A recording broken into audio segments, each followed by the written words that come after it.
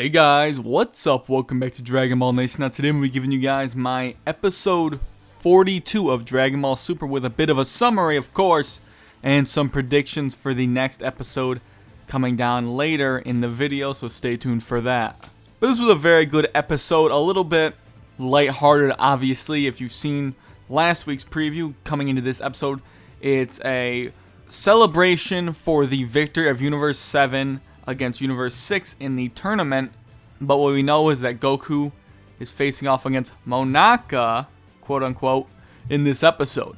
So they get a gathering. Bulma starts this big gathering, just like, kind of like what was in Battle of Gods. Honestly, a lot of guys, and actually, pretty much, I think everybody was in their Battle of Gods outfits in this episode, even Goku and Vegeta.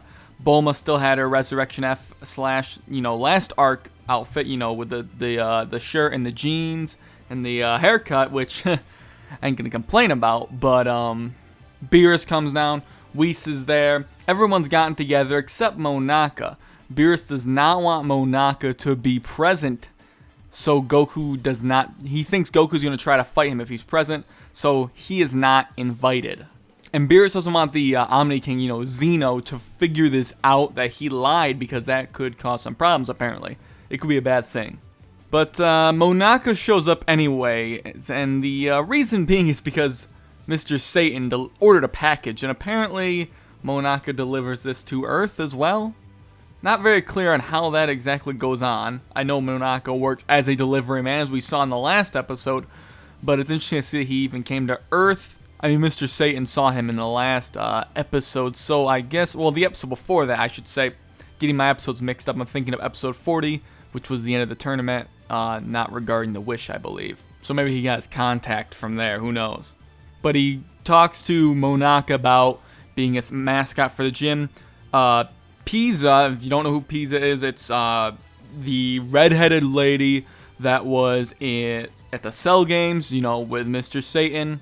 It's her. She's dressed up as Monaka, in a Monaka suit. So we have Monaka's suit in this episode. And no one really knows that Monaka is weak. They're still kind of fooled for the most part. Krillin asks Piccolo if Monaka is weak, and Piccolo kind of dodges the question.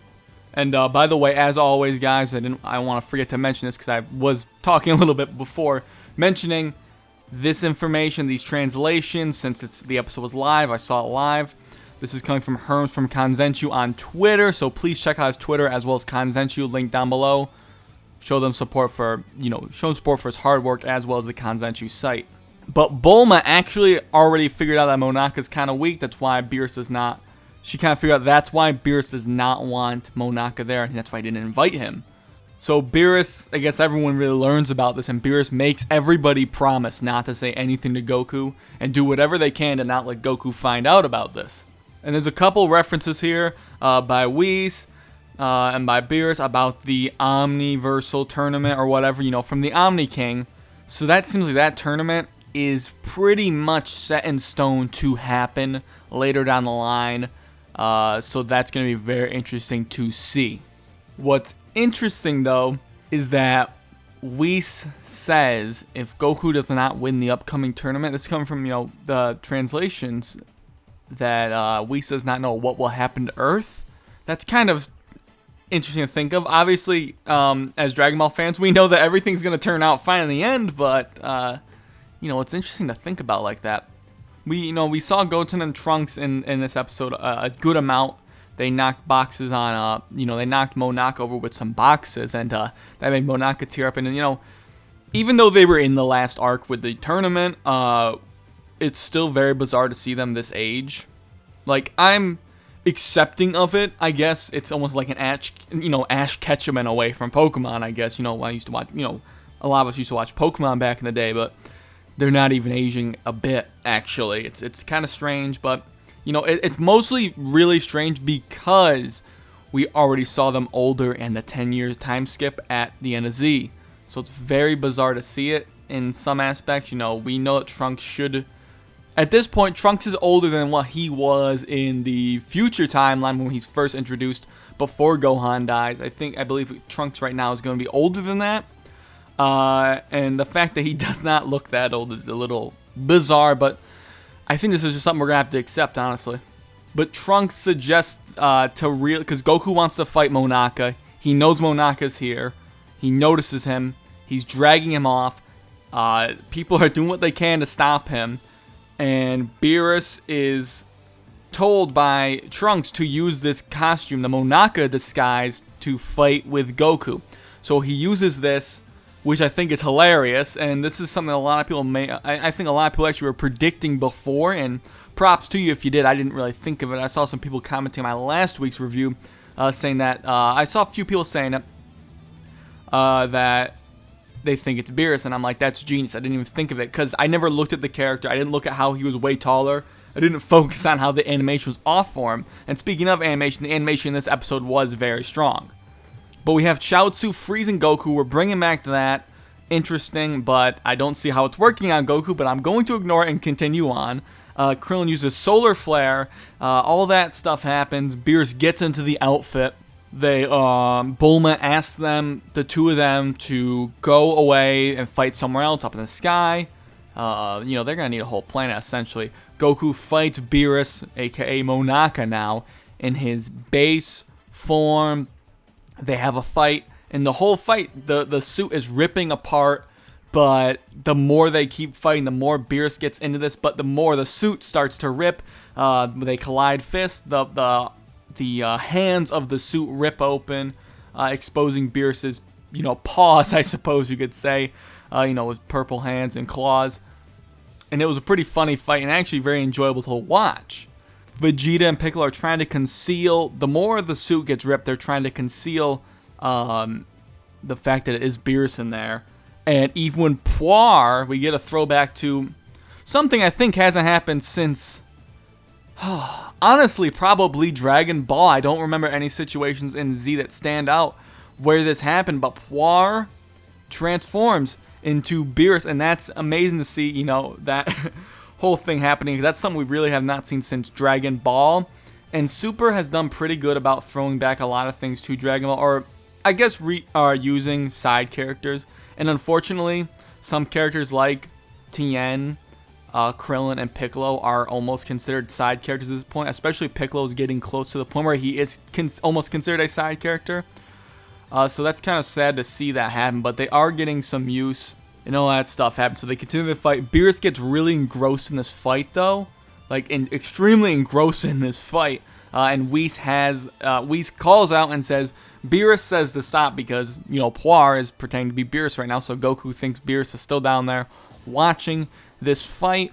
They get down there, and then Yamcha kind of directs Goku's attention to the real Monaka, who's still standing there in his delivery boy uniform. And Goku, his response is, whoa, you can turn yourself into two different people like Majin Buu? The amount of naivety from Goku in this episode is really a throwback to some, stuff. I mean, we've seen Goku be pretty naive in Super, and, he is a little more naive. He's a little more naive in Super than he was maybe towards the later, and, the later portions of Z.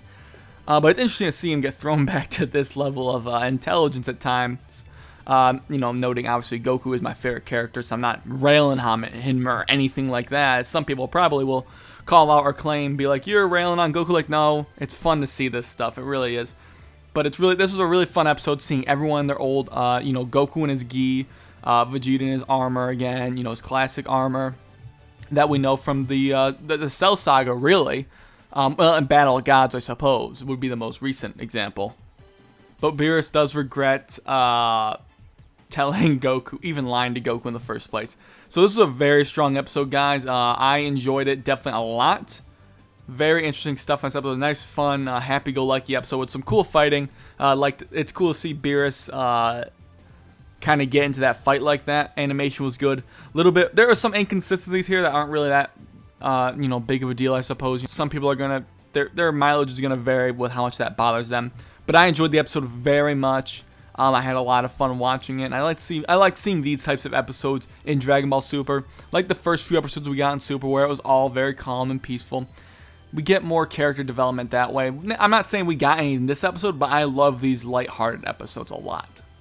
And before I forget, I just want to mention that for the Omniversal Tournament, of Xeno's tournament.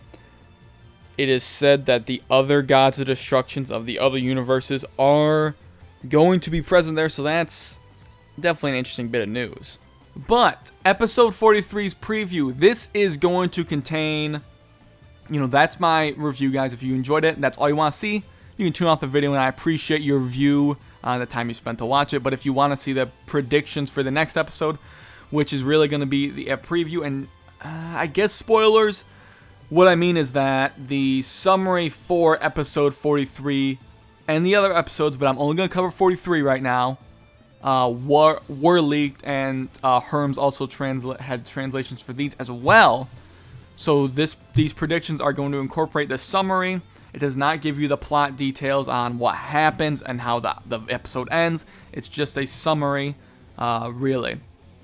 So episode 43, Goku's ki is out of control. Lots of trouble taking care of Pan. In the preview, we see that Pilaf appears to be having some engagements with Pan, baby Pan. That could be funny.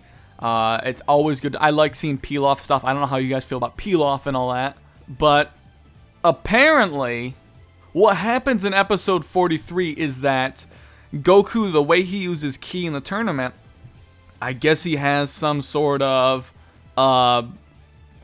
onset ki.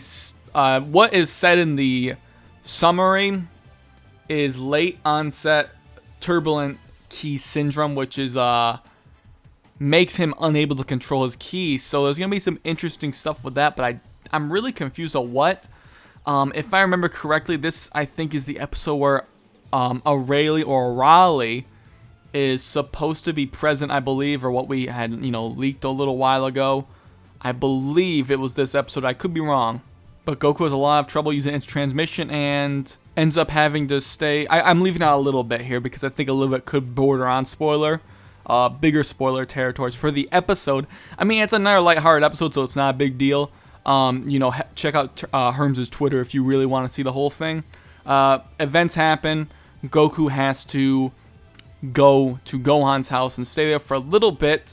And then some interactions with him and Pan ensue, but now we have Pilaf, so I think there's going to be some interaction with Pilaf and Goku, if Goku even recognizes Pilaf, which I hope we see that. Pan and Pilaf, hopefully we're going to get some interactions with them. I don't know what they're going to be doing there, trying to steal money, trying to get a Dragon Ball or something. It's Pilaf. We don't really know what's going to happen exactly in the episode, so it's all going to be very interesting to take a peek at and see when the actual episode airs in a week. But this is a little bit of a weirder one to predict because we didn't really see a whole lot of what was going on, but I think it's going to be a very funny episode. But I think Pan's going to probably kick the shit out of Pilaf. It's a baby Pan, but I feel like Pilaf's going to get injured by Pan somehow, and I think that's going to be funny. There's going to be almost like maybe an old Looney Tunes episode where like a baby, we could say, would just have like uncontrollable strength. One of those older like 60s cartoons, or from the 50s, where babies would just have like some weird superhuman strength. If you guys know what I'm talking about, maybe you don't. But I'm kind of just picturing that in my head, like Pan's just overwhelming the Pilaf gang.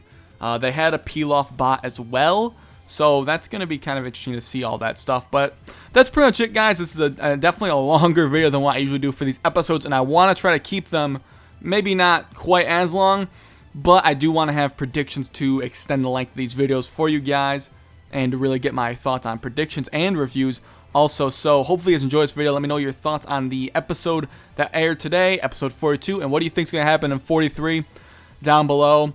So hopefully you guys enjoyed this video. Thanks for watching. Again, check out Herms' Twitter as well as Consenshu. They do great work for this community. So thanks for watching, and I'll catch you later.